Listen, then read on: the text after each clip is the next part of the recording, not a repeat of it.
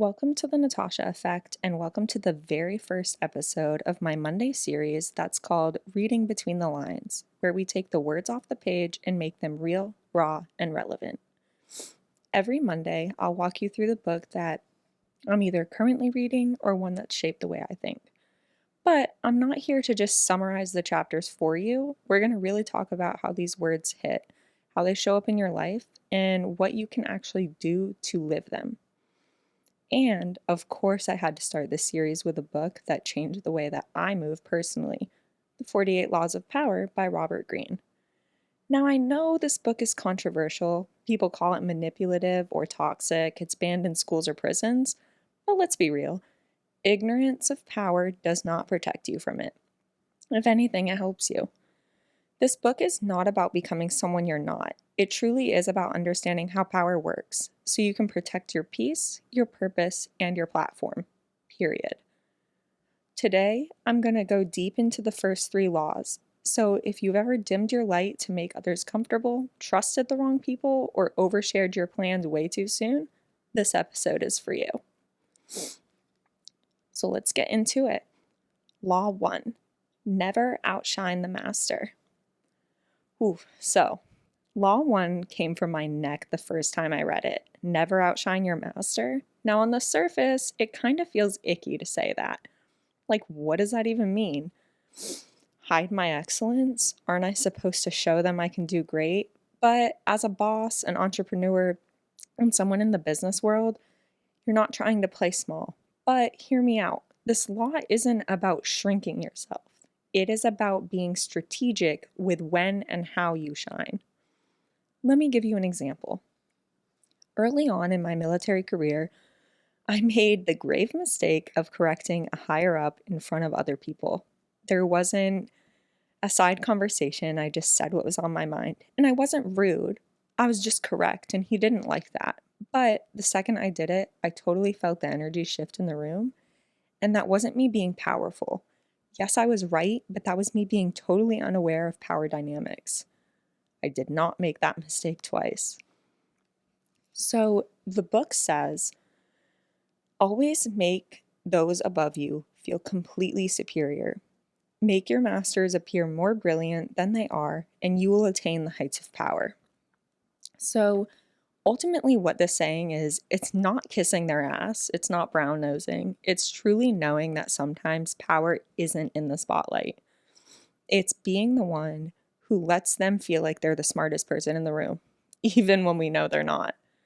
You can still be brilliant without broadcasting it 24/7. This is something that I have to actively work on because it's really hard not to call someone out for being wrong, but sometimes you have to just know when to do that. So, the first law teaches you when to flex and when to finesse, and that leads us perfectly into law number 2, because sometimes the way you carry yourself is your biggest weapon or your biggest demise. Law 2. Never put too much trust in friends and learn how to use your enemies. Ooh, this one, y'all. I had to just kind of sit with this one for a little bit because it didn't really make sense to me at first. Like, don't put too much trust in my friends. Isn't that what they're for? But the part about using your enemies is what got me. So let me explain. Your friends, they love you, but love can come with entitlement, expectations, and ego. It's not always unconditional. And sometimes they really expect you to hand them a role or an opportunity or a seat at the table just because they're your friend. And let's be real, sometimes they don't deserve to be at that table. But your enemies, they're watching, they're lurking, they're strategic. And ironically, they are so much less likely to betray you when given the chance because they have something to prove to you. Your friends feel like they're indisposable, but your enemies, they're thankful for the spot. So let's get personal a little bit. For me, I had someone I was really close with, or I thought, turn into one of my messiest liabilities when I started to gain traction with the business. Suddenly, it was, oh, she thinks she's better than me. Like, I've done this before. I don't need her. And it was just a bunch of side comments that, I didn't really need. And it's just a lot of comments that could have gone unsaid, but they just made me uneasy. But in the same sense, someone that I barely connected with, that I barely spoke with, that wasn't really in my inner circle, they actually referred me to a corporate client that completely leveled up my business. And which is crazy because we were like competitors in a way. So sometimes the enemy of your growth isn't the stranger, it's the familiar face. So just be on the lookout for that.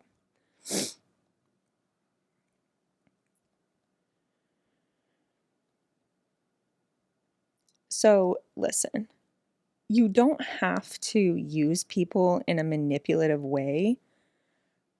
It just really taught me to pay attention to patterns and how people move, not how they act when they're in your presence. Loyalty isn't about history, and that's where we get it wrong. It's about consistency. And sometimes your opponents or your ops are better allies than your friends. So if this law 2, made you side-eye a few group chats that you're in, then law 3 is where you're going to learn how to keep your cards close. So let's talk about this one. Law 3, conceal your intentions. So let's talk about that one a little bit.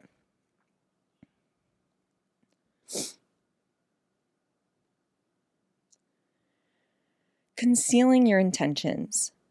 Honestly, I am not too much of an oversharer, but when I am, that's where it becomes the problem.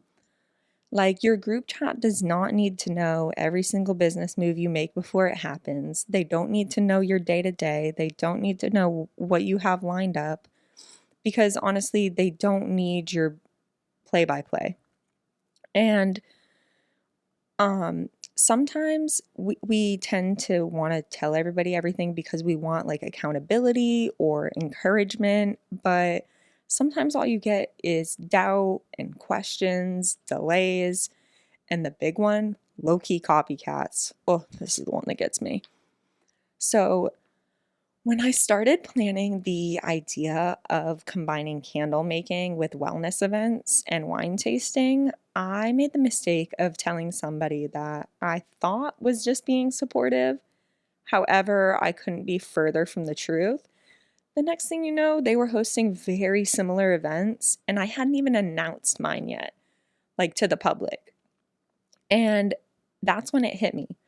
Not everybody deserves a seat at your table, and not everybody deserves your blueprint, because some people really only sit there and cheer you on so they can see what you're doing and steal it. So protect your ideas like your peace. The book says, if you have a destination in mind, you are lost, but reveal too much and my apologies, I misread. If you have no destination in mind, you are lost, but reveal too much and you give others a map to destroy you. You don't need to explain to everybody every single move that you're making. Sometimes the power is in mystery and the power is in the unknown. Don't let people sabotage plans that you haven't even gotten to live yet. Where's the fun in that? So my advice to you is be like water, move like water. Be quiet, be purposeful, and impossible to catch. So let's run it back real quick. I know that was a lot. So law 1, shine smart and not loud. Law 2, loyalty is not guaranteed, so watch people's patterns. And law 3, protect your vision until it's visible. These 3 laws alone, I have nothing but faith that they will change the way you move in rooms, especially as a woman navigating power.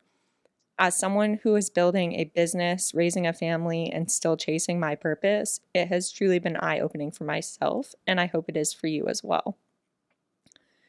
If this episode gave you even one aha moment, one eye-opening perspective shift, or anything, send it to a friend who is too powerful to keep getting played. Screenshot it, tag me, and let's just keep this conversation going. And next week, Oh, you don't want to miss that one. We're diving into laws 4, 5, and 6. You really don't want to miss those. So, this is your Monday reminder. Don't just read the book, read between the lines. And remember, power isn't about control, it's about alignment. You have been listening to Reading Between the Lines on the Natasha Effect. So, until next Monday, bye.